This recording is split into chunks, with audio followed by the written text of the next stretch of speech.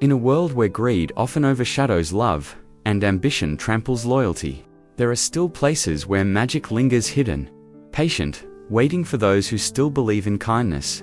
This is the story of John, an old man, abandoned by his own children, left with nothing but fading memories and a broken heart. But fate had other plans for him.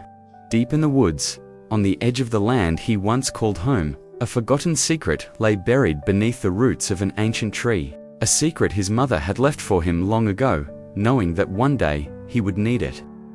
What John discovers there will change not only his life, but the lives of those who wronged him if they dare to seek redemption.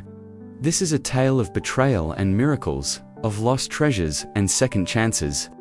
Most of all, it is a reminder that the greatest riches are not gold or land, but the love that outlasts even time itself.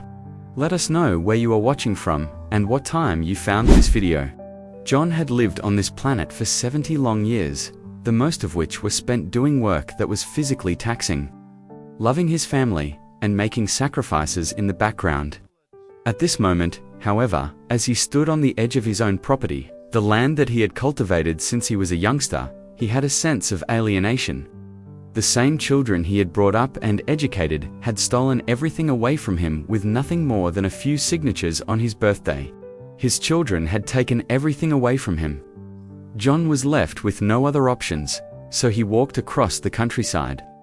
Depending on the generosity of his elderly neighbors and the emotionless, impersonal care that nursing institutions provided. On the other hand, his heart yearned for something that was familiar to him, something that he still remembered. That's when he recalled the words that his mother had said to him so many years ago. "No matter what happens, John, this treehouse will always be your refuge." The ancient oak tree continued to stand at the edge of the land that he had taken, its limbs reaching upwards toward the heavens like branches of an ancient arm. However, the wooden home that his mother had constructed within the trunk of the tree was still standing. With shaky hands, John made his way inside, and the aroma of old wood and memories wrapped itself about him like a cozy blanket.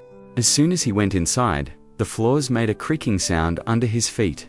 The sunlight that was able to penetrate the gaps caused dust to whirl about. Then, his foot got snagged on the edge of a carpet that had been worn out. A sensation of unevenness was detected underneath it. The carpet was pushed aside by John, who was motivated by a combination of impulse and nostalgia. It was a floorboard that was loose below it. While he was prying it apart, he discovered a concealed chamber, and inside of it was a little metal box that had corroded. His pulse was pounding. When he lifted it, his fingers began to shake. Despite the fact that the lock had long ago deteriorated, the lid could be opened with a little pull. His breath caught as he took in the contents of the room. The following 3 items were concealed inside the box.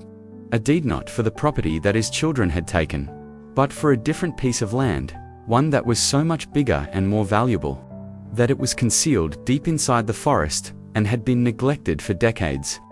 The name of his mother was written on it, along with his own, and it was signed in her sophisticated calligraphy.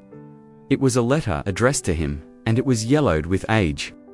The text read, "My most cherished John, if you are reading this, then life has put you through a lot of challenges that I had hoped it wouldn't. Had always spoken with children via riddles and traditional folk knowledge. Given him a genuine heritage, one that his avaricious children were completely unaware of."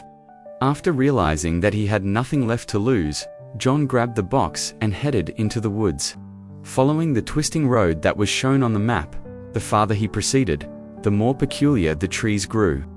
The bark of the trees shimmered lightly, and the leaves of the trees whispered secrets to each other in the breeze. Furthermore, he discovered it. The secluded forest. There was a tree that stood in the middle of it that was unlike any other tree. Its trunk glistened like gold that had been polished, and its limbs were laden with fruit that shone like fires. Underneath its roots were boxes that contained relics, money, and gems from a period that had been forgotten for a very long time. On the other hand, the gold was not the true treasure. The understanding that his mother had been aware of it was the cause. The brutality of the world and the treachery of people he loved were both things that she had anticipated, and she had provided him with the one thing that no one could ever take away from him, a legacy of his own. John shed tears as he smiled, and his wrinkled face was covered with tears. His offspring had seized possession of his property, but they were unaware of the presence of the golden tree. In the twilight of his life, John eventually came to an understanding of the situation. Those that continue to have faith in magic are the ones who are able to unearth the most valuable gems they have encountered. This marked the beginning of John's actual life's job, which was not to be a forgotten old man, but rather to be the guardian of a secret that was far more significant than anything that avarice could ever touch. As John stood in the center of the Golden Grove, the burden of a lifetime's worth of grief and betrayal began to fall off his shoulders. He was unable to describe the energy that was permeating the air. It was warm and alive, and it seemed as if the very ground under his feet was pulsating with an old force. Using his fingers, he stretched out and lightly brushed them against the golden bark of the tree. A torrent of memories that were not his own invaded his consciousness the instant he made touch with the other person. The voice of his mother, hushed, said, "John, this land was never just ours, it was given to us as a responsibility." The images that flashed before him were of a lineage of guards that dated back centuries, each of whom had been selected to preserve the grove from those who would exploit its enchantment by using it. This was the case with his mother, and then he was the same. The forest was more than just a treasure trove, it was bustling with activity. The golden tree, with its roots firmly planted in the ground, was the nucleus of something that was far older than the hunger of humans.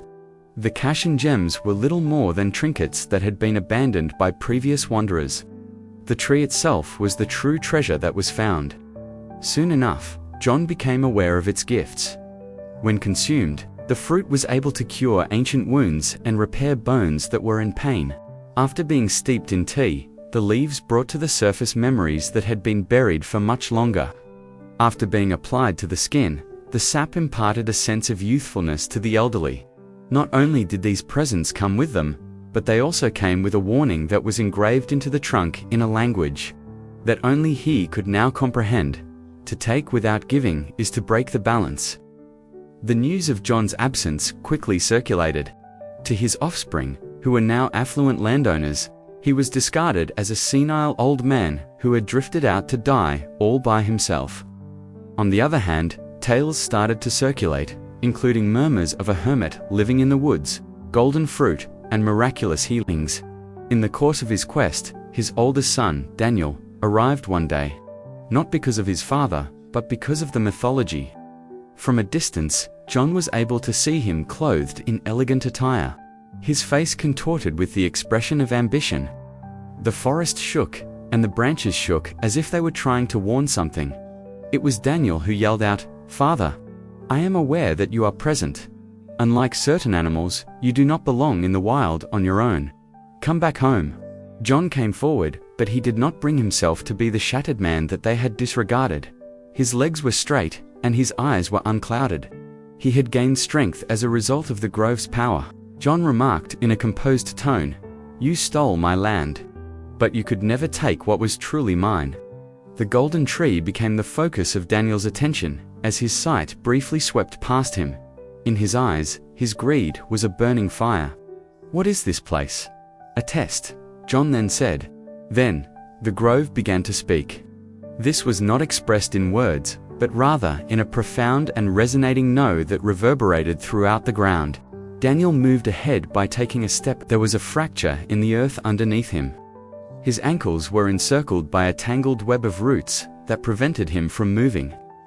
"It judges you," John whispered to himself. As it judged me. A conclusive revelation was presented to John by the grove.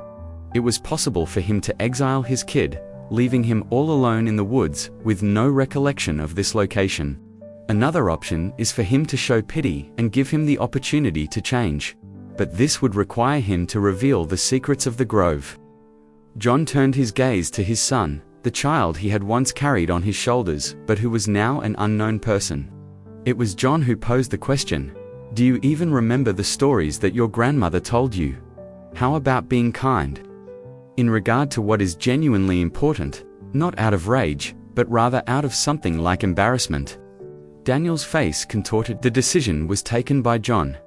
Years later, visitors recounted stories of two unusual people deep inside the forest: an elderly man with a youthful spirit and a landowner who had once been proud of his estate but now cared for those who were ill and exhausted. Those with a pure heart were the only ones who were able to access the Golden Grove for its magical properties. And other people said that they could hear laughing on nights when the wind was blowing through the trees. This laughter was said to be warm, wise, and unbroken by the passage of time. More than just riches, John had discovered. He was now operating with a purpose.